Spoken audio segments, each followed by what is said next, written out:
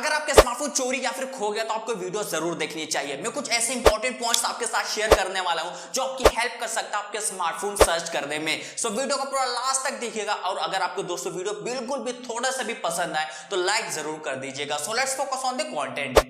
दोस्तों अगर आपके स्मार्टफोन अभी तक चोरी नहीं हुआ तो बहुत अच्छी बात है, लेकिन आपको वीडियो जरूर देखनी चाहिए तब भी, क्योंकि नॉलेज होना बहुत ही जरूरी है। ओके, तो जो पहली पॉइंट है वो है कि अगर आपके स्मार्टफोन चोरी या फिर खो गया है तो सबसे पहले तो उस फोन के जो आपके फोन नंबर पे है दूसरे नंबर से कॉल करने की कोशिश करो। कभी कभार ये भी हो सकता है यार कि आपने कहीं रख दिया किसी शॉप के पास या फिर कहीं गिर गया, किसी को मिल गया, अच्छे लोगों को भी बहुत अच्छे लोग होते हैं तो उनको मिल गया तो आप कॉल करके देखो, हो सकता है आपको फोन वहीं से मिल जाए। राइट, तो आपको सबसे पहले ये अगर चोरी या फिर खो जाए स्मार्टफोन तो फर्स्ट थिंग आपको यह करना है कि आपको अपने फोन नंबर पे कॉल जरूर करना है। अगर कॉल करने से काम नहीं बन रहा है तो अपने सर्विस प्रोवाइडर के पास जाओ और अपने सिम कार्ड को डीएक्टिवेट करो, क्योंकि इससे क्या होता है कि ज्यादातर हमारा जो सिम कार्ड होता है वो जो मोबाइल नंबर होता है बैंक से लिंक होता है तो उस पर ओटीपी वगैरह भी जाते हैं। तो ऑब्वियसली यार जब ये फोन किसी गलत पर्सन के हाथ में लगेगा तो वो सबसे पहले, आजकल ऑनलाइन बैंकिंग बहुत ही ज्यादा होती है तो ओके, तो उससे क्या होता है कि भाई आपका बैंक अकाउंट भी खाली हो सकता है। राइट,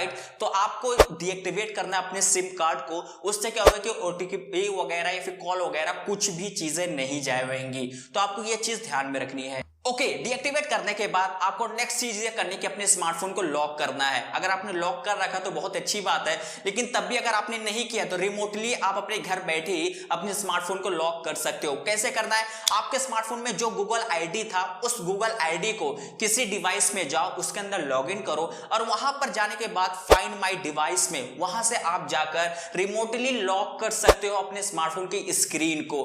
तो वहां से आप ये कर सकते हैं। फिर आप फाइंड माई डिवाइस एप्लीकेशन के थ्रू भी कर सकते हैं, ये गूगल का ही होता है बट आप गूगल आईडी में जाकर ये चीजें कर सकते हैं। अगर आपका आईफोन है तो यहां पर है फाइंड माई आईफोन, वहां से भी जाकर आप उनकी वेबसाइट वगैरह पे कर पाओगे।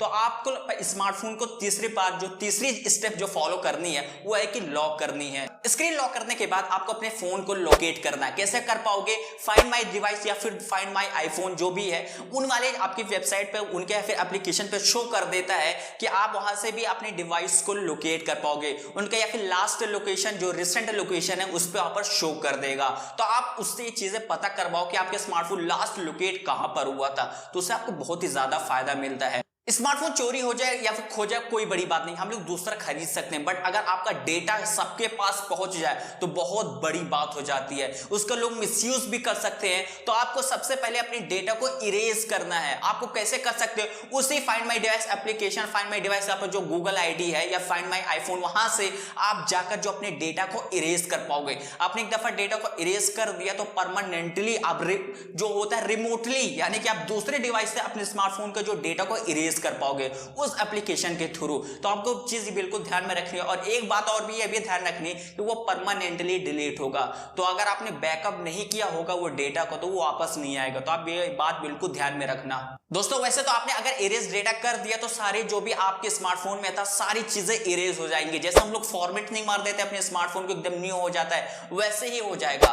बट फिर भी आपको ऐसा नॉलेज के लिए एक और चीज मैं आपको ये अवेयर करूंगा कि आपको जैसे कि सोशल मीडिया अकाउंट्स के जो पासवर्ड आपको चेंज कर देनी है, अपने गूगल आईडी के पासवर्ड को भी चेंज कर देनी है।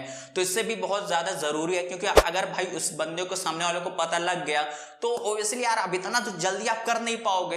तो अगर आप कुछ चीजें कर सकते हो तो यार पासवर्ड वगैरह तो चेंज कर ही सकते हैं रिमोटली, तो आपको ये कर देना है ना। तो यार सामने वाला आपका मिसयूज भी कर सकता है आपके सोशल मीडिया अकाउंट या फिर गूगल आईडी वगैरह को। और गूगल आईडी सबसे पहले चेंज करना है, क्योंकि गूगल आईडी से ही आप रिमोटली हर एक काम कर पाओगे। तो अगर उसके पास भी एक्सेस चला जाएगा गूगल आईडी का आपका, तो भाई जो आपने रिमोटली काम करना शुरू कर दिया ना, तो वो भी हो सकता है पासवर्ड वो खुद चेंज करके वो अपने लिए एक नया पासवर्ड बना ले। तो अगर उसके पास गूगल आईडी का एक्सेस चला गया, जिसने चोरी कर आपका स्मार्टफोन या आपका स्मार्टफोन जिसका मिल गया है, तो आप कुछ भी नहीं कर पाओगे रिमोटली। अब जो मैं लास्ट पॉइंट बताने वाला हूं जो आपको सुनकर थोड़ा सा अजीब लगेगा कि यार ये पॉइंट तो मुझे सबसे पहले कवर करनी चाहिए थी, कि ये है कि जो भी चीजें मैंने पिछला जो सारे स्टेप मैंने बताए, जो प्रोसेस बताए, आपको फॉलो करने के बाद ये वाले स्टेप फॉलो ये करनी है कि आपको पुलिस कंप्लेन करना कि आपका स्मार्टफोन चोरी हो गया है। अगर खो गया हो तो भाई कंप्लेन मत करना, अगर चोरी हुआ तभी जाकर आप कंप्लेन करना पुलिस थाने में जो आपके आसपास हो।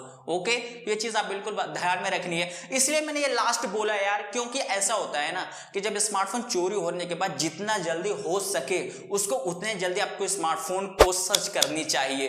तो आप अपने हिसाब से क्या कर सकते हो वो सारे स्टेप आपको फॉलो करनी है। वरना आप पहले पुलिस के पास चले गए तो पहले तो पुलिस के पास गए, कंप्लेन लिखोगे, फिर उसके बाद पुलिस सर्च करेगी एंड उसके पास और भी भाई बहुत सारे काम होते। पुलिस आपको कोई स्मार्टफोन तो जाएंगे नहीं, तुरंत सर्च करना स्टार्ट कर देंगे। तो आई थिंक आपने जो पहले पिछले जो सारे मैंने स्टेप बताया वो ज्यादा इंपॉर्टेंट स्टेप है बनिस्बत ये कि आपको जाकर अपने स्मार्टफोन के चोरी होने का FIR लिखवानी है पुलिस स्टेशन में।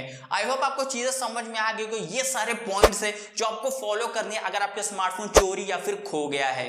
दोस्तों अगर वीडियो आपको बिल्कुल भी पसंद आएगा, अगर थोड़ा सा भी इंफॉर्मेटिव लगा तो लाइक जरूर कर दीजिएगा और ऐसे इंफॉर्मेटिव वीडियोस के लिए चैनल को जरूर सब्सक्राइब कर लीजिएगा। And thanks for watching.